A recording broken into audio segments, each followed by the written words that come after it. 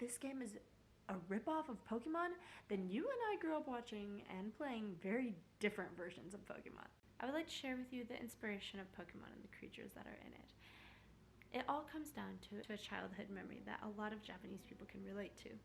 Close your eyes and imagine the cicada in the summer, sweaty, moist air. You're running along with your friends in your little school uniforms, and you have on a strap a plastic box. It has slits open in it and a plastic window in the front. You wear that, you carry your net, and you run through the forest, catching cicadas, dragonflies, and lifting leaves with the hopes to find on a log a stag beetle. Or maybe even you and your friends capture a couple of these, feed jelly to it, and make them fight. But this inspired Pokemon. Is Palworld a Pokemon ripoff? My first exposure to Palworld was actually in 2020 when a friend shared to the Discord a game that depicted Pokemon-like creatures lined up on an assembly line making guns. And we just thought, this is a meme. This could not be real. But wow, were we wrong, because in 2023, January, Palworld would be one of the top played games, and on opening day, on release, made 189 million US dollars, okay? And the Japanese yen right now is weak compared to the US dollar. So they are making basically in their own currency double the amount. Before we get into that, I think I want to go back into the past of the CEO of the creators of Palworld. Palworld was created by an indie studio in Japan called Pocket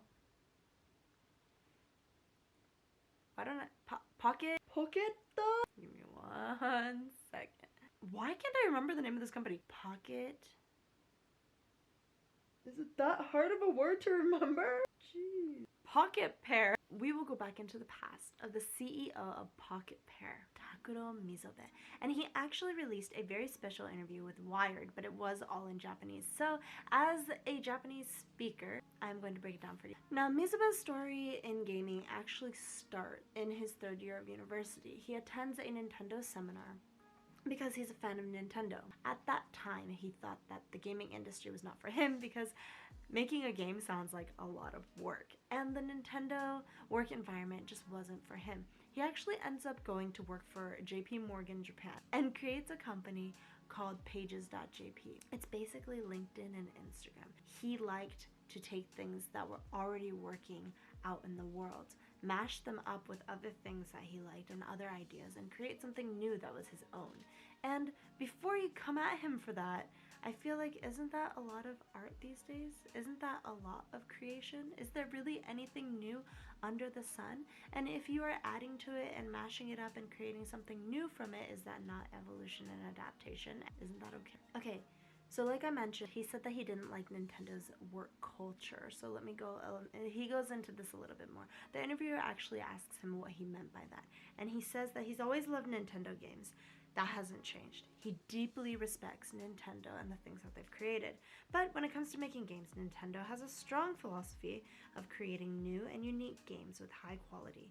私は自分の作品を一人でも多くの人に楽しんでもらいたいという気持ちが He says that the way that Nintendo works is they like to make a new and original things, and they put a lot of effort into making high quality stuff. Equals, they work a lot of overtime and have a lot of rules, and you really don't have a lot of freedom or creativity to do what you want, make the decisions that you want, and make something that you really enjoy. Passion project. Sound familiar? What's up, Mappa? So let me also give you a little background on how the Japanese working culture works. America is all about entrepreneurship. Anybody can be an entrepreneur. Japan is the kind of culture that by the time you're 6, your future is already starting to be set for you. You are working hard to get into an elementary school, testing into a good elementary school, so you can test into a good middle school, a good high school, a good university, to go on to get a job that you will work at for the rest of your life until you die. That's how the working culture works. Now imagine everybody joins one company and works there for the rest of their life. How do promotions work? You don't get a promotion until that person in that position you want dies or retires. Changing jobs, transferring companies is really looked down upon, and it is quite rare. Although the atmosphere is changing these days, this is still very prevalent today. And so being innovative, having the creativity to make decisions, because you know all of your senpais, the older people in the company, the generations above you, they are the ones making all the rules. So to be creative and to make a game that you really want to make, that you like, that you get to make all the decisions for, pretty unheard of. And if you're gonna go work for Nintendo, you're going to make the games that Nintendo wants you to make. You're going to work long and grueling hours of overtime without any recognition, without any creative freedom, and that's just not what he wanted. He wasn't necessarily particular about originality, and he thought, hey, if there's something out there that's a great idea that people love, why can't I build on that? And that's what he did. Mizobe, okay? You ever had a patty melt? So freaking good. Okay. Mizobe now starts to talk about another game that he was trying to produce called Over Dungeon. Over Dungeon was developed because he thought he could mix the two games, Slave Aspire and Clash Royale. Two games that he really liked. He thought, hey, wouldn't it be fun? Wouldn't it be interesting if I could just mash these games up together? And this is kind of what he does. And in theory, it would have been fun. But in reality, he realized that putting these two games together doesn't quite work as well as he thought it would. On the other hand, he realized that by imitating multiple different works, you could create something really unique. So he starts on his next project, Craftopia, where he decides to try again, but this time he starts mashing up different games that he found interesting. One of them was Legend of Zelda, Breath of the Wilds, as well as the crafting aspects of Minecraft, paired with Ark Survival, the survival and relationships and animal handling that exists in that game. So naturally there were a lot of bugs, and the game was kind of on path to fail. And even still, he said to his staff, don't worry, I'll take responsibility for it, just keep working on it. This is possible because we are an independent company. He said he didn't want to create a game that's too pretty. Pets actually were originally part of Craftopia as well, but as he was developing Palworld and he started thinking more deeply about these pals, he thought of a very interesting concept. He thought, what if these pals existed in a very realistic world? Think Grand Theft Auto, elements from that game. He said that the world is full of so many different things. On one hand, there is the beautiful, there is the clean, but on the other hand, there is the ugly. The world is full of contradictions. He likes to look at life in this kind of way without hiding the negative things in the world, and he thought that if pals did exist in the real life, they would no longer be content with just being cute pets. Humans might domesticate them, make them work, and even send them off to war. Palworld is a very natural way of thinking what the world would be like if pals actually existed. And he basically continues to go on talking about how much user feedback is incredibly important to him. He will even release a game, not completely finished, but release it in a trailer form, see what the player base likes about it, doesn't like about it, anything that he feels like isn't going to work for the market or isn't going to work for his player base, he throws away immediately. Does Nintendo have grounds to sue Palworld for copyright infringement? Not really, no.